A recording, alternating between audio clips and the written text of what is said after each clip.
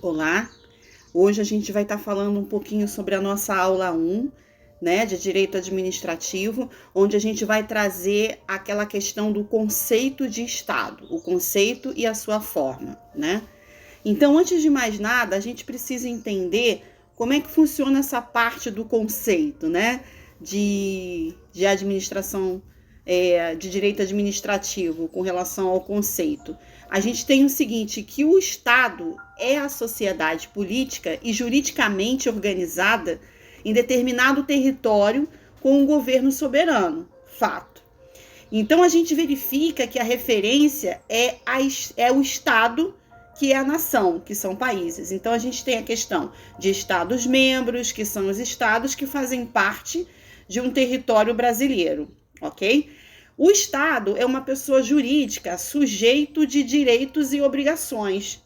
Como pessoa jurídica, o Estado, ele atua com supremacia frente ao particular. O Estado, através de seu poder estatal, ele atua com supremacia frente ao particular. Então, a gente observa que os cidadãos, com as suas particularidades, os cidadãos na parte administrativa, são todos aqueles que habitam esse território e aos quais o Estado impõe a sua vontade, criando o quê? Obrigações ao particular, dever de não realizar certas condutas, né? E dever de cumprir certos mandamentos.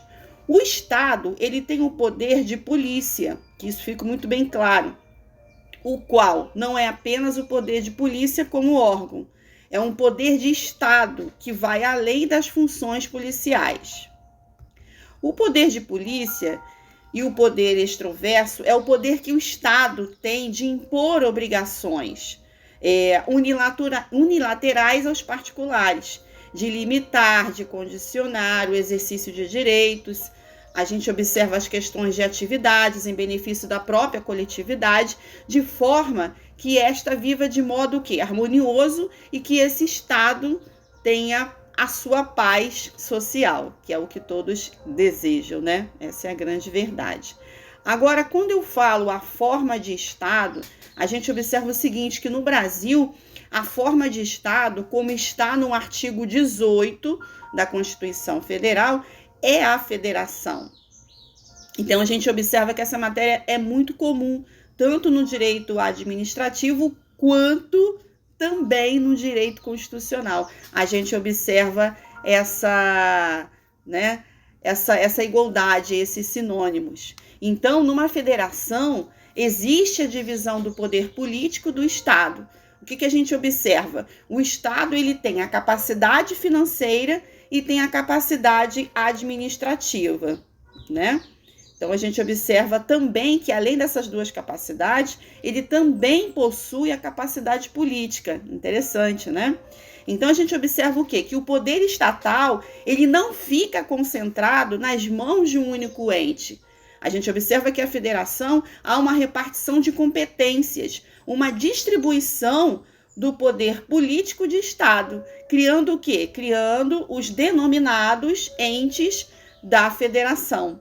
Agora, quem são esses entes da federação? Vamos lá? Vamos descobrir quem são? A gente observa a União, os estados, o Distrito Federal, os municípios. Só que cada um desses entes, eles recebem uma parcela do poder de Estado, ou seja, eles têm uma autonomia financeira, digamos assim, uma autonomia administrativa e uma autonomia política, para exercê-las dentro das suas linhas territoriais.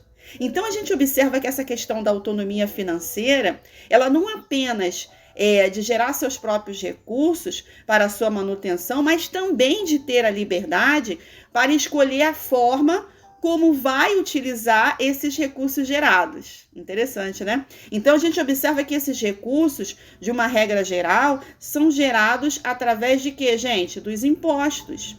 Então, a gente observa que a Constituição Federal, ela faz a divisão dessas competências legislativas.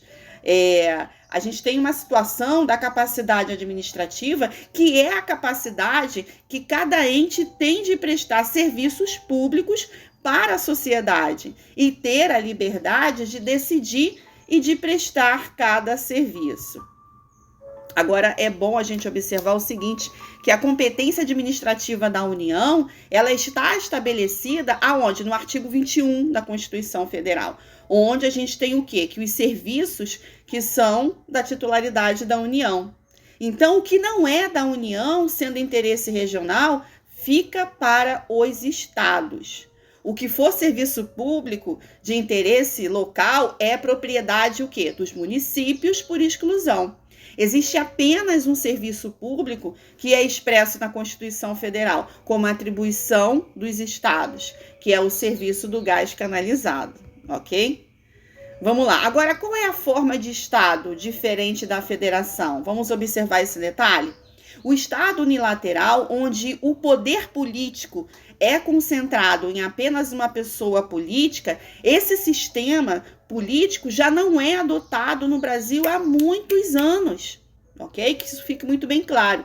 Então, a gente observa que a federação no Brasil é uma federação por desagregação ou segregação. Agora, esses territórios são considerados entes da federação? Vamos ver se são realmente?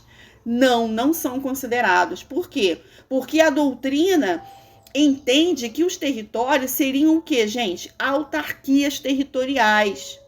Os territórios, eles são porções territoriais com competência, basicamente o quê? Administrativa. Nos estados federados, a gente observa o quê? Que já existe uma descentralização. Não é comum haver territórios, né? Que são mais comuns em estados unilaterais. Já a Constituição Federal, ela dá margem, dá a possibilidade para que sejam criados o quê? Territórios federais, como as chamadas regiões administrativas. Por quê? Já que a União descentralizou a sua capacidade para acontecer o quê? De pretender criar dentro de sua base de regiões administrativas como se fossem territórios. Interessante essa parte da divisão, né? Hoje já não existem mais territórios no Brasil. Os territórios que existiam antes da Constituição Federal de 88 ou foram incorporados a estados ou foram transformados em estados. A doutrina entende que se forem criados territórios, eles serão o quê? Autarquias territoriais, regiões com capacidade meramente administrativa financeira. Quando se cria uma autarquia, cria-se uma entidade administrativa. É bom observar que os territórios federais, eles estão relacionados com os distritos municipais, né? Dentro de um município, a gente pode ter casos, né, de serem criados os distritos municipais que podem ter autonomia administrativa. No Distrito Federal, existem as regiões administrativas com os seus administradores. Interessante, né?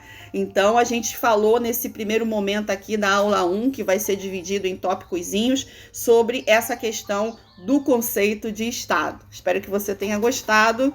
Até o próximo tópico da aula 1. Tchau, tchau!